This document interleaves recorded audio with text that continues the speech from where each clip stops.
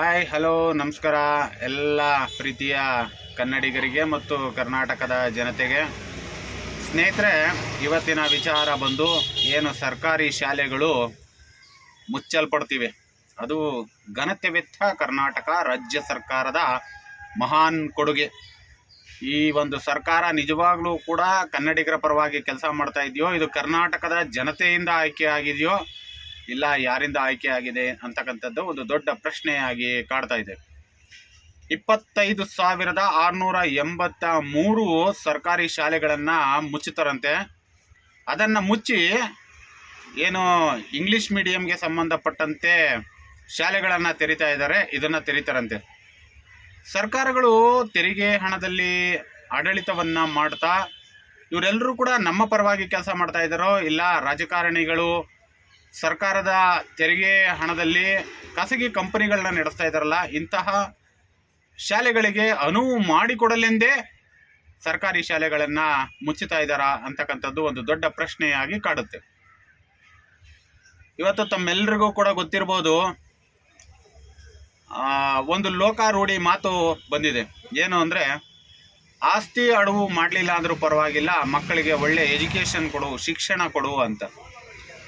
ಶಿಕ್ಷಣವನ್ನು ಕೊಡಬೇಕಾದ್ದು ರಾಜ್ಯ ಸರ್ಕಾರದ ಆದ್ಯ ಕರ್ತವ್ಯ. ಶಿಕ್ಷಣ ಆಗ್ಬೋದು, ಆರೋಗ್ಯ ಕ್ಷೇತ್ರವಾಗ್ಬೋದು, ಮೂಲಭೂತ ಸೌಕರ್ಯಗಳಲ್ಲಿ ಇವೆಲ್ಲವೂ ಕೂಡ ಅವರ ಒಂದು ಅಂಗವಾಗಿರ್ತಕ್ಕಂಥದ್ದು.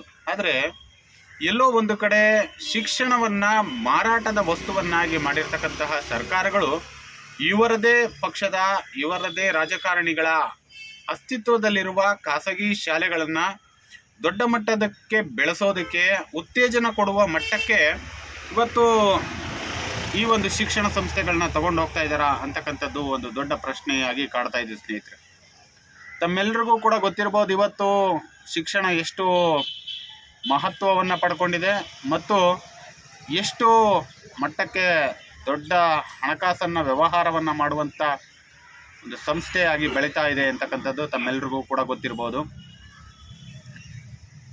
ಇವತ್ತು ಇರುವಂಥವ್ರೇನೋ ದೊಡ್ಡ ದೊಡ್ಡ ಶಿಕ್ಷಣ ಸಂಸ್ಥೆಗಳಲ್ಲಿ ತಮ್ಮ ಮಕ್ಕಳುಗಳಿಗೆ ವಿದ್ಯಾಭ್ಯಾಸಗಳನ್ನು ಕೊಡಿಸ್ತಾರೆ. ಆದರೆ ಕೂಲಿ ಕಾರ್ಮಿಕರು, ನಿರ್ಗತಿಕರು, ತೀರಾ ಬಡತನದಲ್ಲಿರ್ತಕ್ಕಂಥವರು ಕೂಡ ತಮ್ಮ ಮಕ್ಕಳುಗಳಿಗೆ ವಿದ್ಯಾಭ್ಯಾಸವನ್ನು ಕೊಡಬೇಕು ಅಂತೇಳಿ ಹಗಲು ರಾತ್ರಿ ಕಷ್ಟಪಡುವಂತಹ ಹಲವಾರು ಕುಟುಂಬಗಳಿವೆ. ಅವುಗಳನ್ನು ಯಾಕೆ ಸರ್ಕಾರ ಪರಿಗಣನೆ ಮಾಡ್ತಾ ಇಲ್ಲ? ಕೇವಲ ತನಗೆ ಹೊರೆಯಾಗುತ್ತೆ ಅನ್ನುವ ಒಂದೇ ಒಂದು ಉದ್ದೇಶವನ್ನು ಇಟ್ಕೊಂಡು ಇವತ್ತು ಶಾಲೆಗಳನ್ನೇ ಮುಚ್ಕೊಂಡ್ಬಿಟ್ರೆ ನಿಮ್ಮ ಶಿಕ್ಷಣ ವ್ಯವಸ್ಥೆ ಏನಾಯಿತು ಅನ್ನೋದನ್ನು ಕೂಡ ನಾವು ನೋಡ್ಕೋಬೇಕಲ್ವಾ? ಬರೀ ನಿಮ್ಮ ಹಣಕಾಸು ವ್ಯವಹಾರವನ್ನು ಮಾಡೋದಕ್ಕೆ ಮತ್ತು ನಿಮ್ಗಳಿಗೆ ಶಿಕ್ಷಣ ಕೊಡೋದು ಅಷ್ಟೊಂದು ಕಷ್ಟ ಅಂತ ಅನ್ನುವುದಾದರೆ, ಎಲ್ಲವನ್ನೂ ಕೂಡ ಖಾಸಗೀಕರಣವನ್ನೇ ಮಾಡೋದಾದರೆ ಎಲ್ಲವನ್ನು ಖಾಸಗೀಕರಣ ಮಾಡಿಬಿಡಿ ಸರ್. ನಿಮ್ಮ ವಿಧಾನಸೌಧವನ್ನು ಕೂಡ ಪ್ರಜಾಪ್ರಭುತ್ವ ವ್ಯವಸ್ಥೆಯಿಂದ ತೆಗೆದು ಯಾವುದಾದ್ರೂ ಒಂದು ಕಂಪನಿಗೆ ತಾವು ಮಾರಾಟವನ್ನು ಮಾಡಿಬಿಡ್ಬೋದಲ್ಲ. ಯಾಕೆ ಅದನ್ನು ಮಾರಾಟ ಮಾಡೋದಿಲ್ಲ ಅಲ್ವೇ?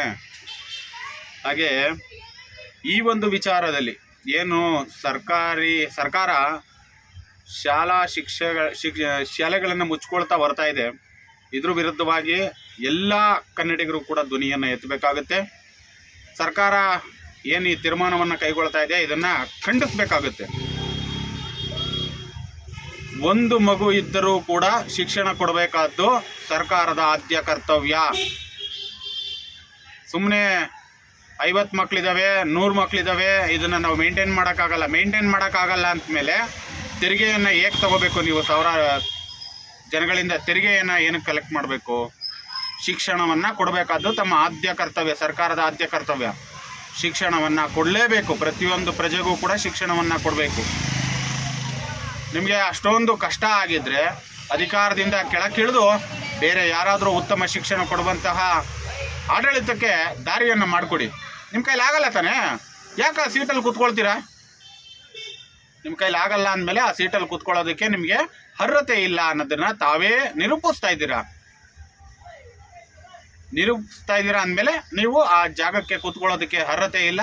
ಹಾಗಾಗಿ ನೀವು ಆ ಸ್ಥಾನವನ್ನು ತೆರವುಗೊಳಿಸಿ ಯಾರಾದರೂ ಉತ್ತಮವಾಗಿ ಆಡಳಿತ ಮಾಡುವಂತಹ ವ್ಯಕ್ತಿಗಳಿಗೆ ತಮ್ಮ ಸ್ಥಾನವನ್ನು ಕೊಡಬೇಕು ಅಂತೇಳಿ ನಾನು ಈ ಮೂಲಕ ಆಗ್ರಹವನ್ನು ಪಡಿಸ್ತಾ ಇದ್ದೀನಿ.